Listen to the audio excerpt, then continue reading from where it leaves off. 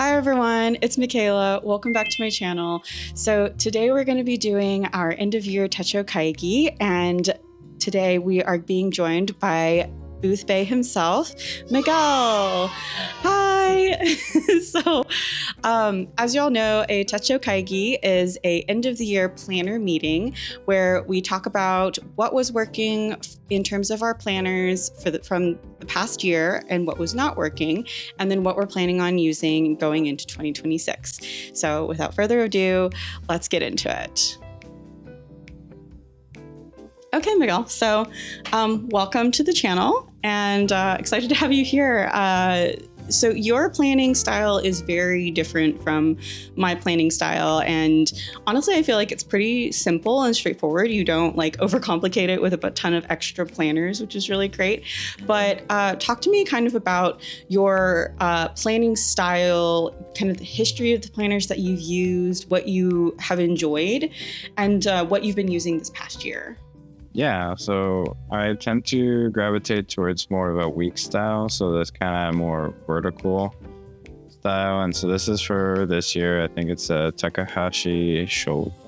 So it's more of the horizontal style. So it's more, you have your week going down vertically, and I guess you're writing horizontally, versus the other more spread with the other style that you're writing more vertically, I guess. But it is interesting that you've talked about how you'll divide like projects and then you'll actually still kind of write down vertically. So it's kind of this combination, horizontal and vertical for you. Yeah, so I like to, for my weeks, I guess if we go right into it, I like to see my whole week. This is a weird week because I don't know why I didn't write the rest of it, but I like to split my week into projects, like she said, and I like to do project 1, 2, 3, 4, etc. I guess I tend to leave this as my personal space, and then I write down vertically. Just write pretty straightforward tasks. I don't do a lot of pictures. I'm on vacation, just straightforward. I've been not as great as writing the rest of the week sometimes, so I tend to start off strong and sometimes have weeks like this, but then I do think that I have some weeks where I really go all out and I feel very accomplished, I'm guessing, or I was really busy. Either way, just kind of more of a filled out week, but I tend to like doing this because at the beginning of the week, I'm able to write everything I have to do that week down. And if I don't get it done, I can either move it or I can just check it off, even though it's not done in the same day that I planned for it, but it allows me to see my week as a whole.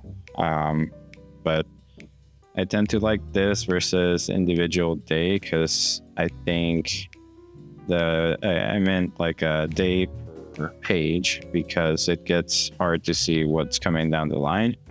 This way I can see it as a week as a whole. So I tend to enjoy this one.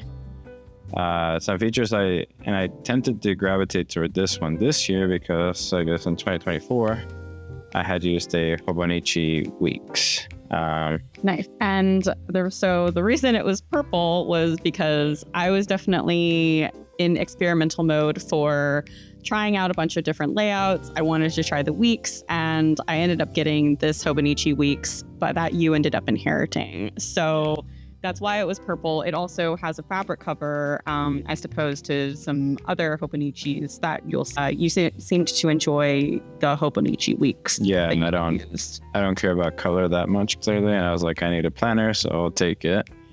The Hobonichi weeks has this like kind of Bible-y paper. It's kind of thin and nice. Yeah, the Tomoe River paper. I didn't use this year view that much. Day in year view and month, I guess.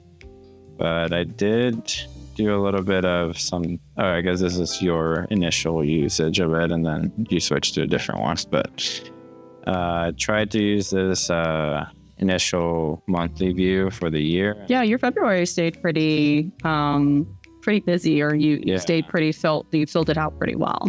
I filled it out, and then I think I kind of used it as a big monthly view for big things that were coming out, mainly markets that we have. Mm-hmm. So I think I enjoyed that, and then I think I dropped off and picked it up. I'm kind of inconsistent sometimes. It kind of comes down to how busy we are. Sometimes I'm just so busy that I guess I just go. Don't even write it down. But I think that'll be something I want to work on in this year. But yeah, I mean, monthlies are kind of hard when you're writing it in two places. Yeah, too. for sure. Yeah. Yeah. So this again, similar style. I have my week vertically or horizontally. I don't know how you want to describe that, but basically my days go down the page. And this time I also kind of split it up, but I kind of didn't split it by project. I was starting my new job pretty freshly in my second year, and so I had a lot to do. I just threw it in here and it got done, or it got pushed to the next week. It's kind of nice because it's sort of like a weekly overview. Yeah. So I mean, so even if you've written things at the top, you know that you're going to get it done throughout the week. Yeah. So I do enjoy this style. I just like seeing it pretty much again through the weeks. I did enjoy some little features that the Hobonichi did have, including, I don't know, I'm always really precious with my pages in the back that I don't even end up using them. Mm-hmm. But it was nice to have it for some notes that I did take when I didn't have my computer, because I do a lot of note taking on my computer for work. So, but when that's not available, these pages are nice to have back here. But I did enjoy some of the little features back here that the Hobonichi does have. So it has some favorite stuff that I clearly didn't use.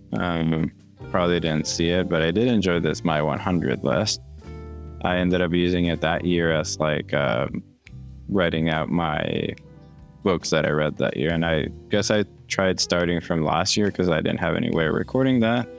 I don't like the social media stuff too much, so I didn't get that one app that records your book. Yeah, I think it's either Goodreads. There's a movie version to that. So Letterboxd. Yeah. So no, it's a nice physical way to record the things that you've been reading and stuff.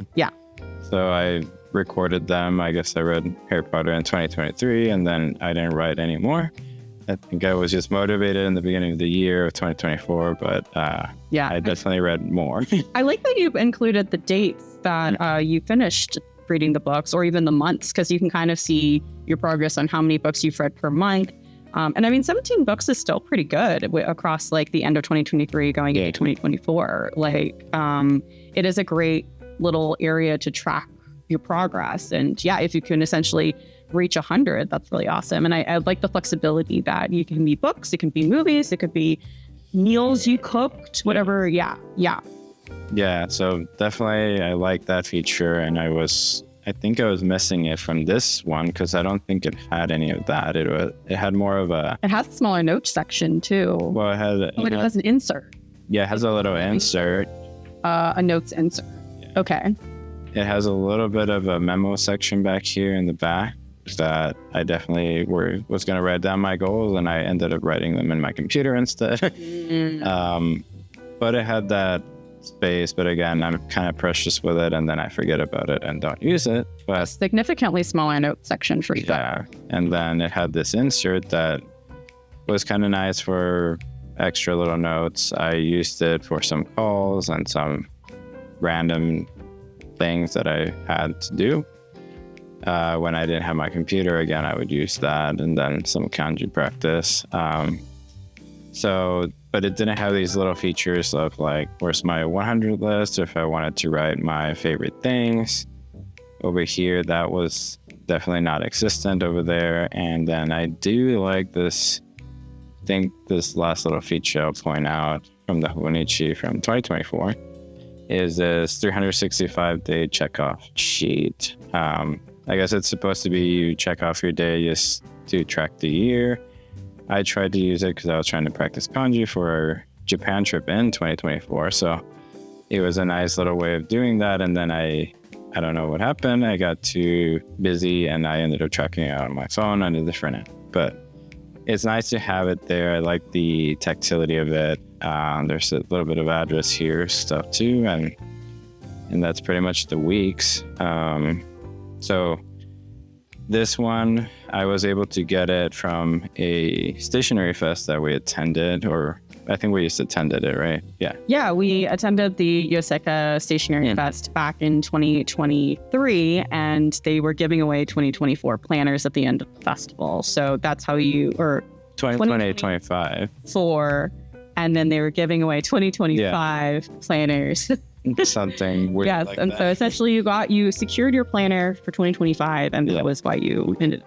Yeah, so this one was, I think it was only $6. It was a Japanese manufacturer there, and it's Takahashi Shoten, which is still pretty solid if you're pretty straightforward like me. The one feature I did like that this one did have versus the Hobonichi is this year view, but it's more of a month per page view. Oh, that is nice. So I did use it to track some of my running. Yeah. I use these little stickers. Like I said, like Michaela said, I'm pretty straightforward. These are really cool. I like them as little daily trackers.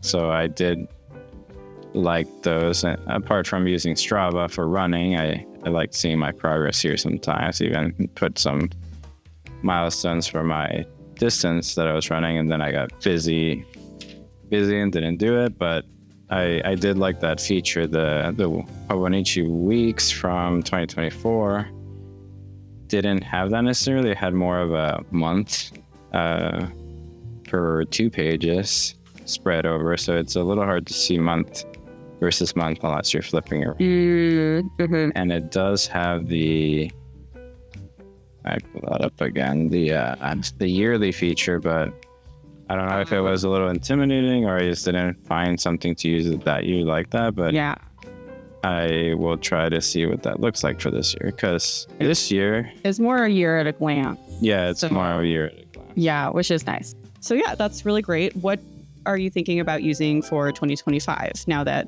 we're looking at kind of like based on your style and preference of planner? Yeah, so the learnings I liked from 2024 and then going into not having some of those features in 2025 with this planner, I think I'm going to go back to Hobonichi and give it another chance with my 2026 Hobonichi Mega. Yeah. And this one I'm excited for because it's basically a week's, like the one I had in 2024, so it has very similar features. With the yearly view, the monthly at the beginning, and then a week spread for every week of the year. But another exciting feature that maybe will help my mentality of using my memos in the back is that it has 3 times more memo space than the normal Hobonichi weeks. So this is all like memo space to write notes, do my kanji practice, to write up my thoughts. And maybe that'll help my mentality of not being so precious with them. Yeah. And just use them as they're intended to. So yeah, I mean, how many pages is that from? I mean, you can physically see the difference between the old weeks, the kind of the classic weeks, whatever you want to call it, and the mega, with just like the thickness of the book. Oh yeah. Yeah, I mean, just like 3 times as thick is kind of impressive, honestly. Sure, if you just kind of like hold it up next to each other. Yeah, I mean, like the note section is substantially thicker. Yeah, so like, yeah, that's like a great kind of comparison. But also it was interesting because the cover of the weeks of this new weeks is also kind of I don't know, would you say like a canvasy kind of? It's a soft cover still, but it's a little more, yeah. Less fabric-y. I did notice my fabric started to fray, and I mean, I used to throw this in my backpack or in my pocket because my pockets are bigger. I mean, it'll be interesting to see how it kind of wears and tears over time.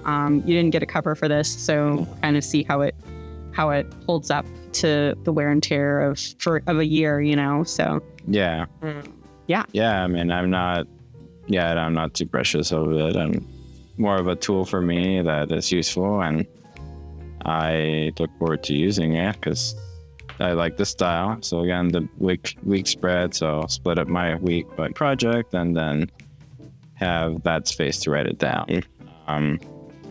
Again, like I was mentioning from my 2025 planner, I will miss the kind of spread of the year that it had, but I may try to use my little stickers here in these little slots for the day. As you can see, they're a little bigger than the little slots they give, so I may have to find a different solution, maybe a little stamp. Since I am using these very frequently, might as well just get a stamp, and maybe that'll be more satisfying. But I'll try to use that this year for that. Yeah, it is interesting that the planner you were using last year, like this is still a great year at a glance. A lot of people do really like to do tracking here because they can see the whole year on one page. But with the contrast with the planner that you used last year, it is interesting that you did get a little bit more space on per month. So you were able to basically put your tracking it was a little bit easier to see month to month. But, it sounds like, you're kind of thinking through a solution how to still be able to make the tracking fit. It looks like it still had a similar view here. I didn't notice it until right now. It does have one, but year at a glance. I do like this one on the Hobonichi that gives you a little bit more space to write maybe notes, a high level note or something up there. Yeah. I mean, it also marks off your weekend. So that's true. So you can essentially break up your weeks. This has a much lighter version of the same thing, but it's a little bit more pronounced on the Hobonichi. Right. So, and so instead of a week per page, it has, a month per page, it has a month per 2 pages on the Hobonichi. So I could still essentially do a version of this if I really wanted to here. But I feel like this is nice for more high month level planning rather than a daily tracker of a habit I'm trying to keep. So I think I'll definitely use this for the kind of this version of the daily habit, and use this for, again, monthly milestones that we want to do. So let me make this up over here. I will say that it still has those features at the end. Apart from the memo, it still has the little favorites list here that I can try and use this year based on if I have a very favorite. I mean, right now, a very favorite show will probably be Stranger Things, but technically 2025, so we'll have to find something different. And then it has the My 100 list, which I'm excited to use again to try and track my books, and I may keep it a little bit more varied this time, maybe like new recipes I try, new experiences. So I'll try to not be so restrictive and just have fun with it this year. Yeah, you could probably do like every 10, since it does mark every 10, you could do 10 books, 10 movies, 10. They have different ways to divide things. Yeah. And then it has a little bit of memories thing. This is different from the 2024 weeks. So that's a little nice thing, I guess. Memories and food. There's great food, friends, times, and then it's kind of like a choose your own adventure there. Yeah. So definitely something there to do. I love to play games too. So I have a board game group at work that we try a different game every other week. So maybe something to add there. And then some little self-help stuff here. And then again, the 365 days checkoff sheet. So this is a nice kind of daily tracker. I'll try to decide what I'll do with it, but I think it'll be nice to see how the year is tracking. But definitely this is what I'll be using this year. And I like the pocket size because I do like to put it in my pocket when I go to meetings. It's not as wide as a A6 or anything, and it's pretty straightforward. We'll see how it goes. So I'm excited to use it this year. Yeah, that's awesome. All right. So thank you for inviting me. I'm excited to have shared my experience with my planners and just a very straightforward view of mine. But now let's get into the exciting part. So can you tell me about your experience in 2025 with your planners?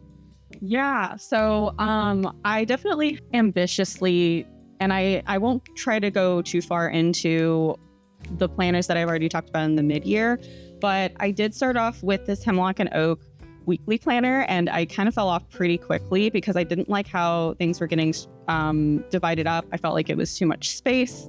So I ended up not using this. I think the paper was also a little weird for me. So yeah, it is quite thick. It's so I just had a lot of different problems with it and how the months were I had to like review February and stuff like that. And I still wanted to look at my year holistically. So the Hemlock and Oak was not working for me, and I ended up dropping off halfway through the year. So I think just the layout wasn't working for me, and I think I just missed the sterling ink that I was using. So this is what I ended up ending with for 2025 was my sterling ink. It is a lot smaller. It was a little more portable. I felt like the Hemlock and Oak, it was A5 size, and this is actually pocket passport size. Pocket size. So it's a little bit smaller than a passport. But I think because I liked the paper, I liked the layout, it was much simpler. I think that's why I ended up gravitating back to this style of planner. But I did want it to be a little bit bigger. So I did feel like it was a little too small of a space for me. But I still felt like I actually wrote in it, and I actually like filled the planner with my day-to-day. And then in the back, I would write notes or journal or whatever, just small little things here and there. So this ended up being kind of the planner that I ended 2025 with. Yeah, and so this is interesting because for mine that I like to use is very vertical, but this is more horizontal, I would say. Yeah, it is interesting because I think the vertical layouts and how they label this to be vertical layouts because the day goes down, like straight down vertically, but then you see your week, as you said, horizontally. And so with the weeks, you're kind of like going top down vertically, but you still read your days horizontally.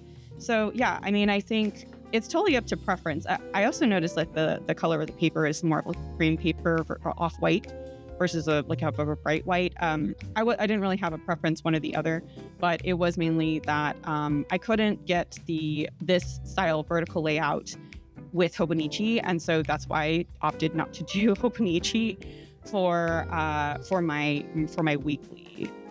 So I do notice like my Hobonichi doesn't have time stamps. It's just kind of free. Yes, that's a good point. Yes. For yours, I did notice that you have 6 to, well, I'm guessing 6 a.m. to 12 a.m.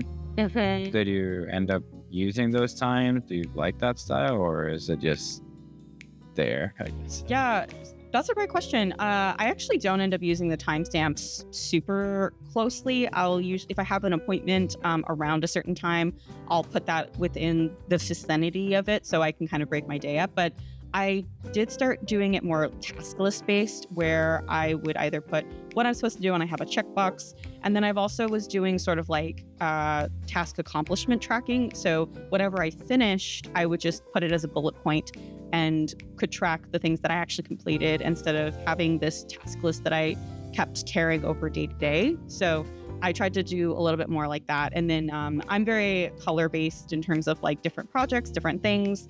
And so I ended up, I'll usually put different like appointments in blue, and I'll put like projects in orange and personal things in purple, because everything sort of blends together in my planner. I don't really keep a work planner and a personal planner. It just keeps things a little bit simpler. Yeah.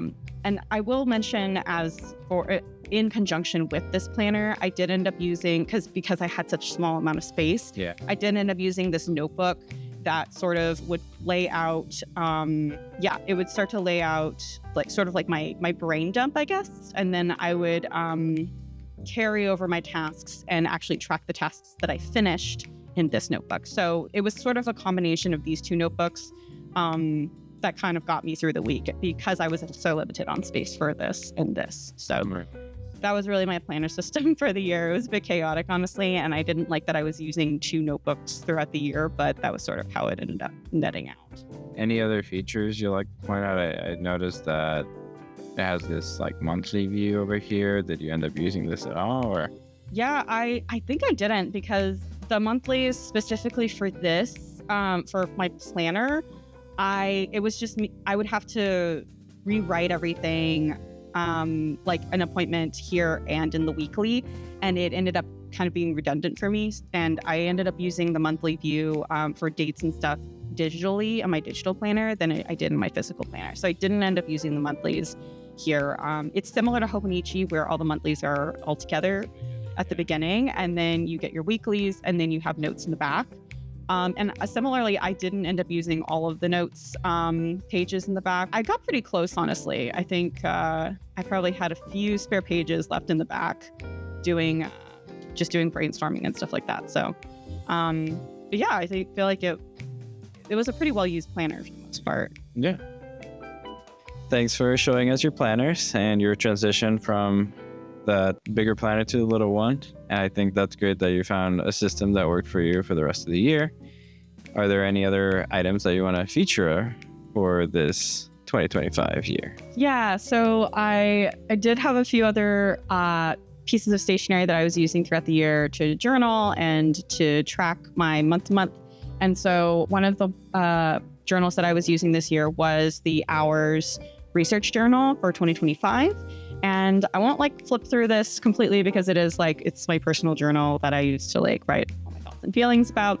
But I guess talking about the monthlies, I did end up using some of the monthlies to do kind of a daily doodle. And you can tell I was testing around fountain pens and stuff like that.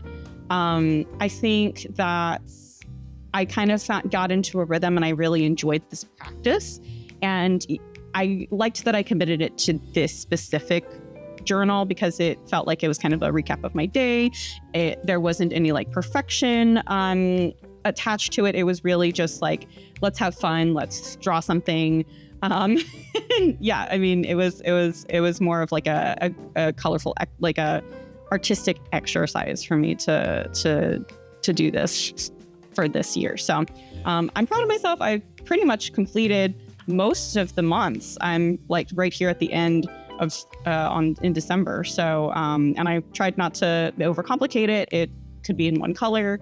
And so that was something that I definitely like to carry through into going into 2026. So yeah. That's awesome. Yeah.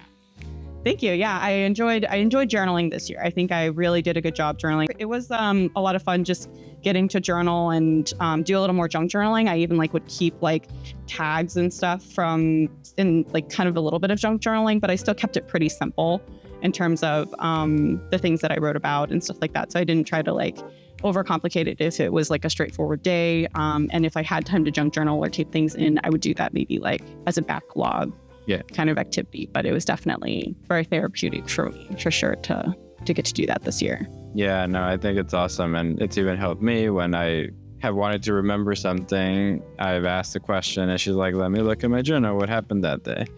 And sure enough, she wrote about it and it was very detailed. Sometimes included some cool pictures and little mementos of the day. So I thought it was really awesome. And it has been inspiring me to try something like that. But yeah, so it'll be exciting to see what you do this year too.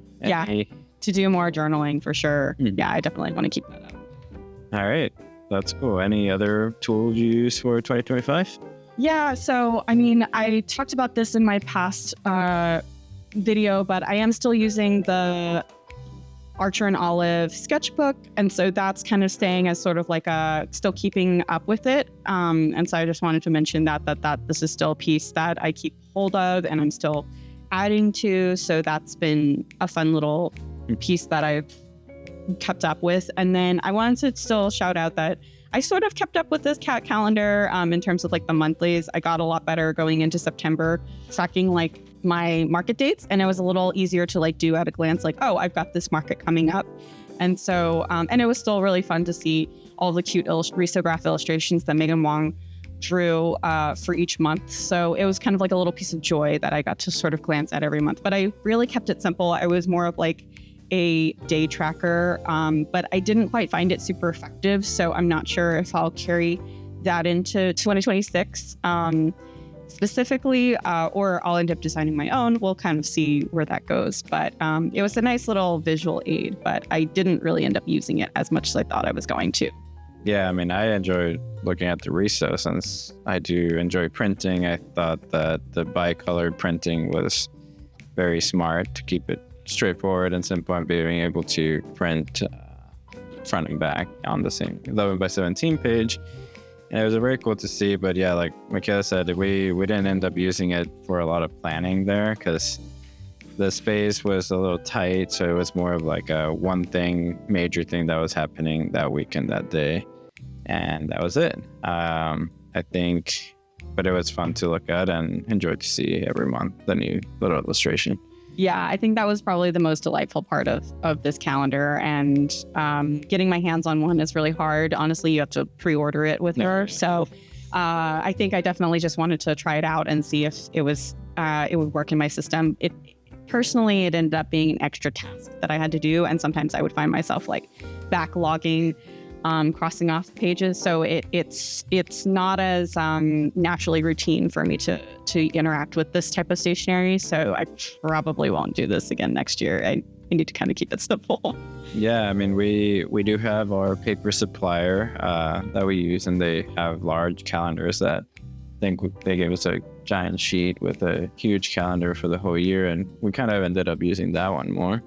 Yeah, a little bit towards the end of the year. The entire year at a glance, or seeing multiple months at a time. I think there's something to be said about that. I probably prefer that a little bit better. And maybe there's a version to do that within a journal or notebook that we already saw in your during your planner review.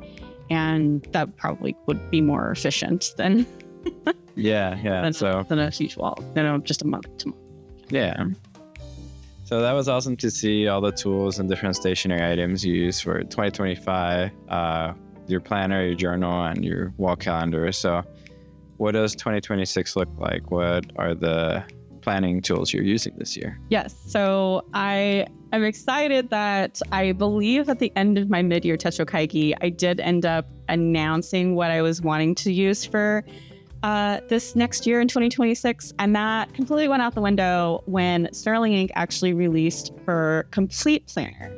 And so I was going to use the A6, and I ended up doing her B6 complete planner. So that completely threw a wrench in my plans because I was totally set on the A6 common planner and her full year, but the way she has it formatted is very similar to the common planner that I was using this year, where all of her months are at the beginning, and then she has her weeks, and then she puts all of her notes in the back.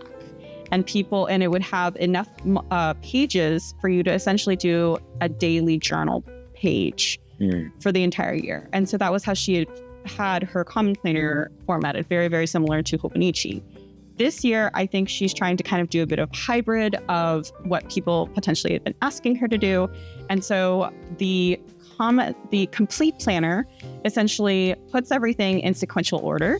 So you essentially will have your month, which I will flip to. I've already started writing in it because I was way too excited to start. So you'll have your month, then you actually will have your weeks, and the same vertical weekly that I prefer, and that we've talked about. And then you will actually then have your days. And so it gives you either an opportunity to write a task list or a daily journal page, but it will all essentially be in sequential order to where you're not writing all of your daily journal pages in the back and then flipping back to the front and then having to flip back and forth between your book. And then your book is essentially getting fat on both sides with multiple different ways of filling things out. She still does have some notes pages, but there's significantly less. There's about this much. So that's kind of the big planner piece that I'm trying to basically combine my journal and my planner into one big book. And that's kind of been the one that I've landed on. And so, show me, I see the beginning of the week, but show me how that would look like. So I see that you have your month, and then it gives you a little bit of, note-taking space. Mm-hmm. And then it starts off with your weeks again, and then the days of the week, and then what does the next week look like, going into the next week? In terms of so you'll still get your weekly spread. Oh, okay. Yeah, you still get your next weekly. There was something that they had pointed out where she essentially repeats the same week between when the month changes. So some people have been a little upset about that because it basically repeats, but that's just a preference thing. If people would prefer to fill out the rest of their month all in the same place, or if they want to stop midweek and then start their week going into the next month. So it's all a preference thing.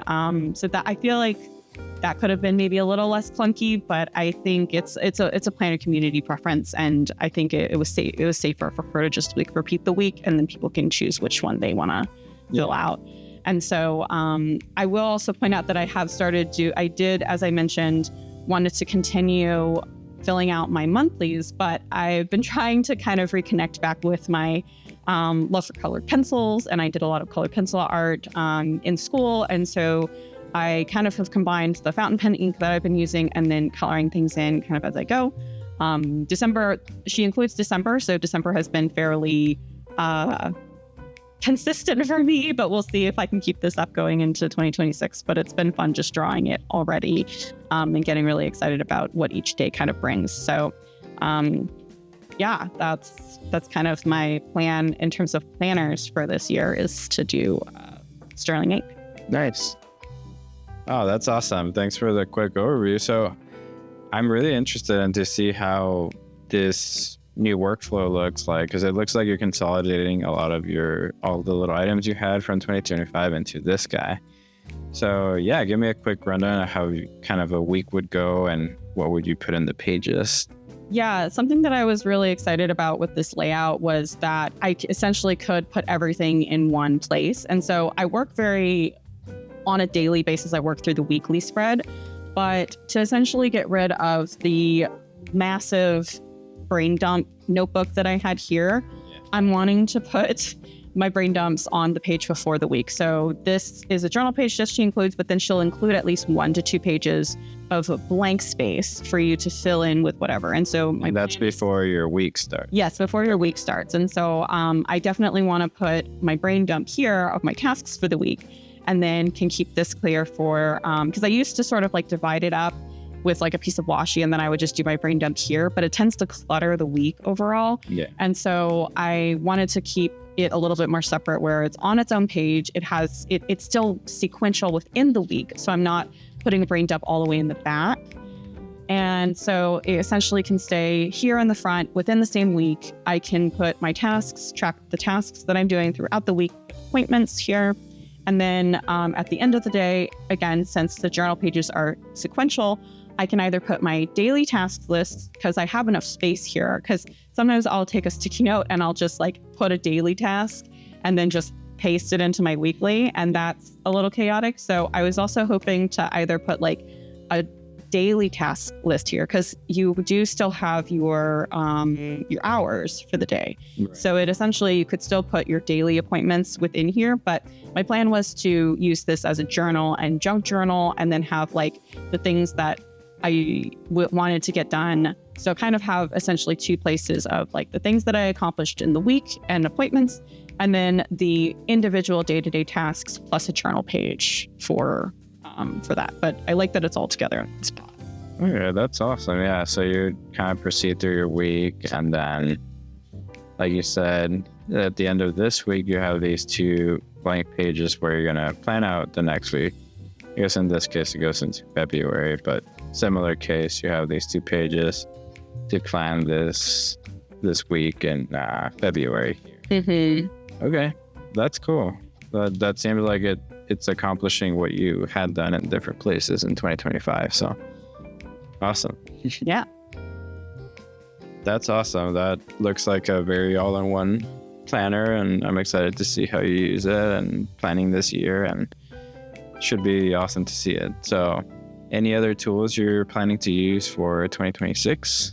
Yes. So I have definitely tried to keep things a lot simpler this year. So essentially doing the sterling ink, which I've been a fan of for the last 3 years now. I think Catherine with Sterling Ink has done a phenomenal job designing and formatting her planners. So I think that's why that tends to be my main planner for the year. And so that's why I'm also wanting to combine that into my journal. But because we're going into 2026, I also still had this knack and itch to still use a Hobonichi. And so something I haven't tried yet, because I didn't feel like the Techo was fit what I needed, like the weekly needs that I had. But I did know that they had a 5-year planner. So, and I also was really wanting to play around with an A6 size. So I think I ended up deciding to get the Hobonichi 5-year planner / journal. I guess it's kind of more of a journal than it is a planner because it essentially lets you track the same day every year for 5 years. And I've been telling all my friends, I've been telling you, it's a great time to start a 5-year journal, especially going into 2026, because it'll take you all the way to 2030. So you'll kind of track that second half of the decade of the 2020s. So it's just kind of exciting. So I think that's why I was like, oh, there's a lot I feel like that can happen in 5 years, and to be able to start going into 2026 and start tracking that. And I wanted to try a Hobonichi. I feel like that was kind of the perfect segue and convergence to try out a Hobonichi and have the excuse to do that. Yeah, no, that's awesome. Yes, she's been very much insistent on me doing one of them too. And so I inherited an old one that is partially started by her, but it's mostly blank. So yeah, so you have a 5-year journal as well. I do. He's gonna be writing it. He didn't share it, but he is gonna try and use because I guess it's nothing like super fancy. No.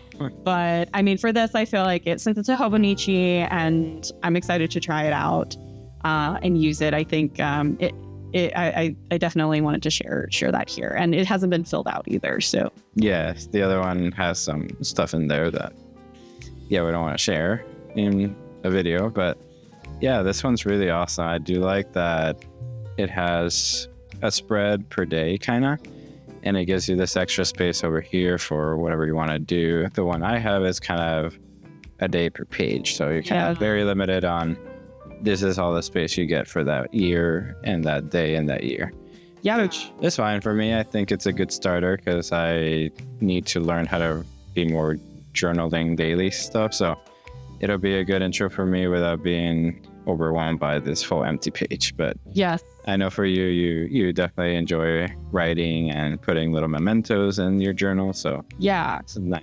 I definitely like the low pressure of it, and I think I definitely needed this year to build up the habit, because for sure showing up every day can be hard, and remembering to show up every day over the course of 5 years is also quite hard. I've tried 5-year journals in the past, and I've been a bit inconsistent, to be honest. So I think this past year has definitely helped me build my confidence and feel like I can commit to maybe a 5-year journal, because I like having a small amount of space. It is interesting. Your journal, the 5-year journal, is 1 per page, and I feel like Hobonichi is really thought through the kind of the progression of it. It being where all of the days you're here on the left, and then you do have sort of a free junk journaling mementos page here. But essentially, if you are writing on here, it doesn't. When it's on this like 2 separate pages for separate days, you're not bleeding into the next following day, and vice versa. So it is very thoughtful for Hobonichi to essentially dedicate a single page, and then any kind of bleed through ghosting goes on to that kind of junk page essentially. So it can either be as clean and empty or as filled up as you want it to be on the right page for any extra writing, or you could essentially extend it over if you have more to write about that day, or if you want to add, like you said, stickers or drawings or something. I like the flexibility it offers, and it's all on Tomoe River paper, which is really cool. I ended up getting a little pencil board for it, which was kind of nice, and then I also have I cut out a custom, I'm forgetting the name, but it's blotting paper. We got it. Blotting paper. Yeah. So that was really cool. And then Hobonichi actually provided a tester page for you to kind of commit and figure out what colors you and pens you want to use, so you can test the ghosting and the bleed through. So that was really, again, the Japanese are very thoughtful and conscious about that kind of stuff. So I was excited about getting that, and I already started testing, obviously. The thing. It does also come with a little bookmark. Tassel. Yeah, that's a good word. I haven't decided if I'm going to use it, since the pencil board is a bookmark in and of itself. So I'm a little bit more of that person. I don't like the tassels. And then I did already start filling out the backs, but I do like that it similarly has like a My List. It has a My 100 and stuff like that. So I get to kind of also fill that out in the back and hopefully track it over the course of 5 years. So they also have a sheet per year at the very back. I'm not really sure what I'm going to use that for, like 2026, 2027 per year. And so I might end up using that as well. So this one is definitely, I'm excited about. The cover is a bit kind of like a pleather, so I'm not sure how that's going to hold up over time, but I do like the A6 portability size of it for sure. Yeah, that's awesome. Yeah, I think this will be a cool little tool to see how it gets filled out over the years. And yeah, I'm excited to try mine. So I'll try to piggyback on your habit and we'll do it together. Yeah. For the next 5 years. Yeah, it'll be fun. So we'll see. We'll check back in 5 years and see how it's been going in terms of the 5-year journals. All right, so that's pretty much it. That's our Techo Kaigi for the end of 2025. Thank you again, Miguel, for joining me. Any thoughts on like how have you enjoyed thinking about planning and talking about it this year? Yeah, it was very fun. I hadn't put too much thought before into what I liked of my planners and what I didn't. I just felt it and then just tried it. So I definitely like the experience of thinking about it and just really seeing what worked in the previous years for me and what didn't. So I'm excited that I've actually chosen this one for myself. Yeah. The purple one or the lavender one, it was a hand-me-down from you, but it was a good experience to try it out at first. Yeah. And then I got this really nice, inexpensive one from the Stationery Fest at Yoseka, and so that gave me some more direction that I did like this. And then I am happy that I've settled on this Hobonichi Mega, and my favorite color is red. So like that. Yes. It was red, so I get a little bit of my personality. Yeah, so. No, that's exciting, and I've enjoyed more of like the chatty conversation with it instead of me just like talking into a void, and so it's kind of nice to get the reaction from everything. I do enjoy just talking through and seeing how my habits and planning preferences have changed even across the year, like what sizes I've been more attracted to versus what I'm moving into to 2026. So, and the more I learn about stationery just in general. So no, I appreciate you coming on here, joining me and getting to yap with me about stationery. It's definitely something that I truly enjoy, and getting to do events and stuff. So with him as well, because, you know, us being a couple and getting to do things together and spending time together has been always really fun. So no, thank you all so much for coming and joining us, and hope you all have a wonderful 2025 end of year. And if this is coming out at the beginning of 2026, I hope you are having a wonderful beginning to your 2026. If you've enjoyed this channel, please consider like and subscribing. It helps us out so much. And please leave your planner choices in the comments. I'd love to hear what y'all are excited about and using going into 2026. But yeah, until next time, we'll see y'all in the next one. Bye. Bye.